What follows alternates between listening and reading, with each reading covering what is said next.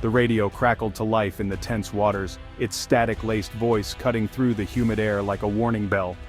Every sailor on the bridge felt the weight of the moment, knowing that what was about to unfold could shape the fate of their nation.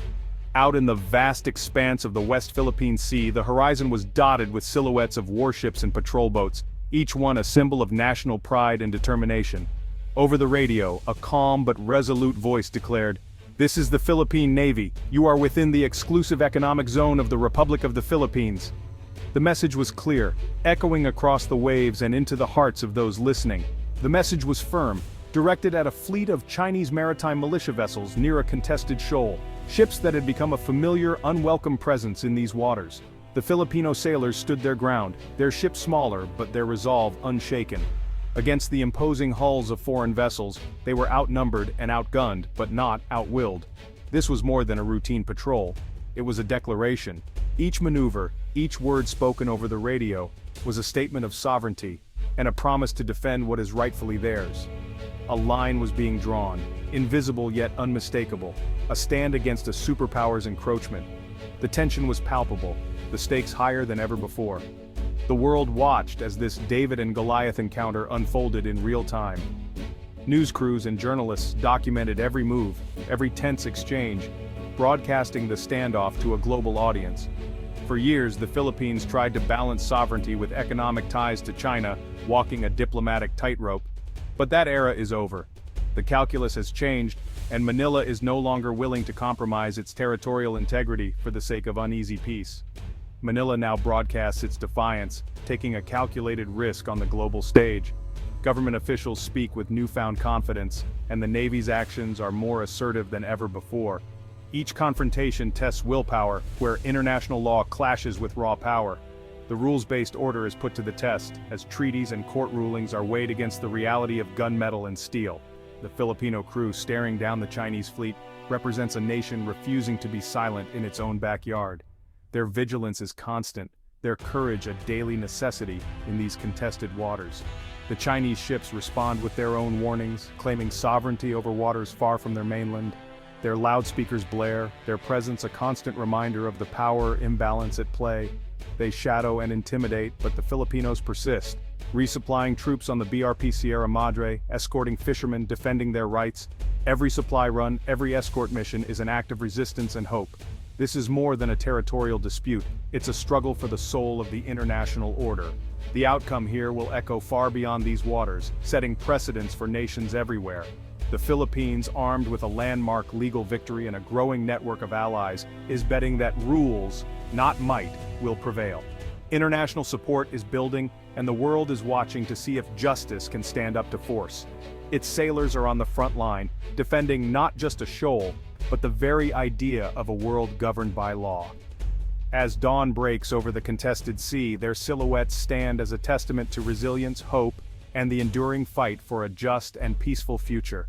To truly grasp the roots of the South China Sea conflict, it's essential to start with the map as drawn by Beijing, a map that has become a flashpoint for regional and global tensions. China asserts control over nearly the entire South China Sea, demarcated by its sweeping, ambiguous 9-dash line. This claim stretches across vast waters, encompassing hundreds of islands, reefs, and atolls, and covers an area rich in both symbolism and strategic value. The 9-dash line slices deep into the exclusive economic zones, known as EEZs, of Vietnam, Malaysia, Brunei, and the Philippines, at times coming within just a few miles of their coastlines.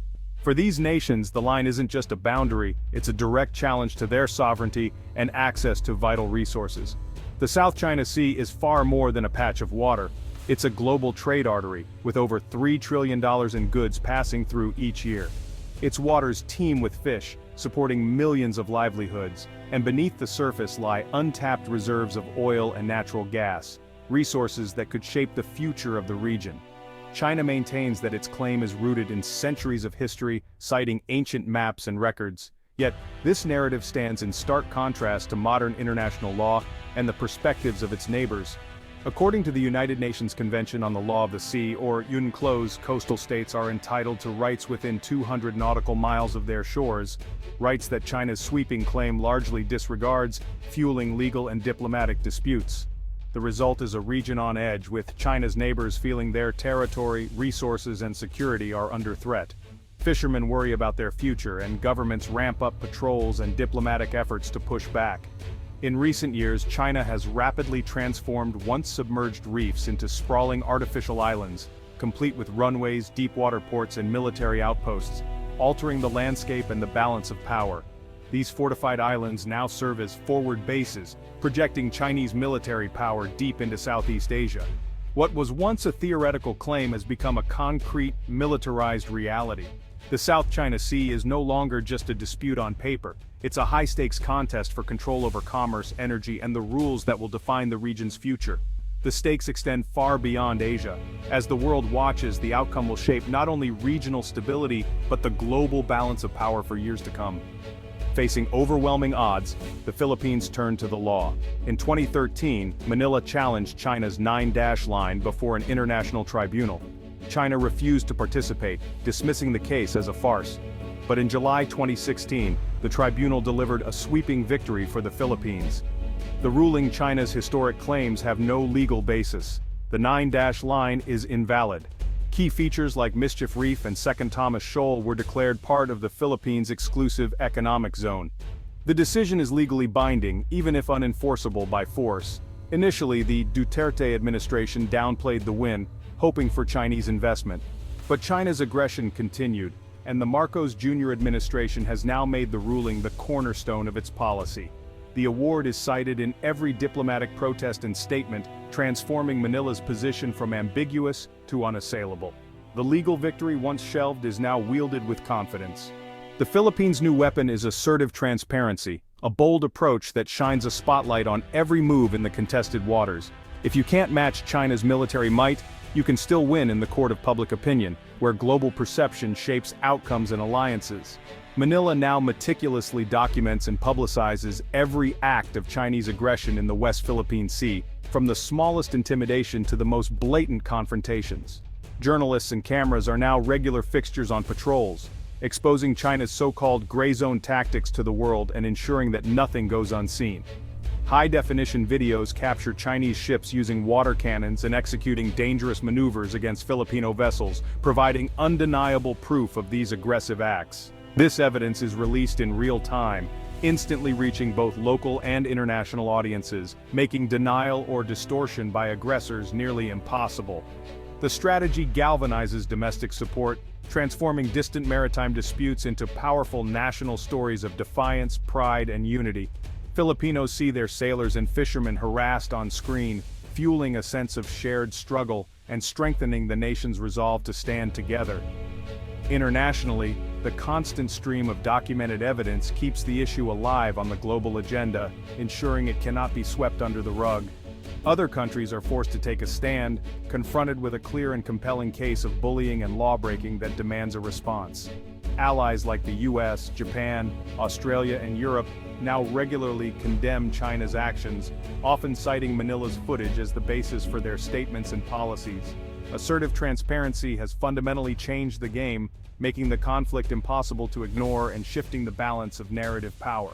The world is watching and reacting as the Philippines turns the spotlight into its strongest shield. The Philippines knows it can't face China alone. Law and transparency need the backing of strong alliances.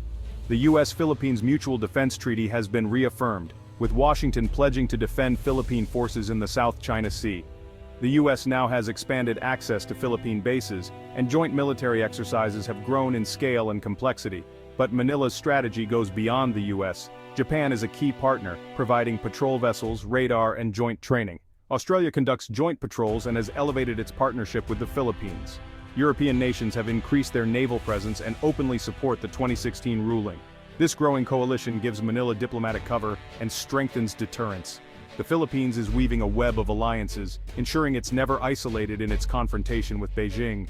Together, these partnerships reinforce a global commitment to a rules-based order. Assertive transparency has brought the world a front-row seat to the drama in the West Philippine Sea. The most tense flashpoints are the resupply missions to the BRP Sierra Madre at Second Thomas Shoal. Philippine supply boats, escorted by the Coast Guard, face blockades and dangerous maneuvers from larger Chinese ships. Water cannons, near collisions, and viral videos have become routine. Despite intimidation, Filipino crews persist, delivering supplies, outmaneuvering blockades, and breaking through. Each successful mission is celebrated as a national victory. These clashes are more than incidents. They're symbols of courage against coercion. The world sees a nation refusing to be bowed. The government's firm stance enjoys overwhelming public support. Most Filipinos demand the defense of sovereign rights and enforcement of the 2016 ruling. Fisherfolk, civil society, and students rally for protection and sovereignty, transcending politics. Media coverage and viral videos have turned the dispute into a personal, national cause. Social media amplifies patriotism, fueling a vibrant conversation. This groundswell insulates the government from accusations of foreign puppetry or provocation.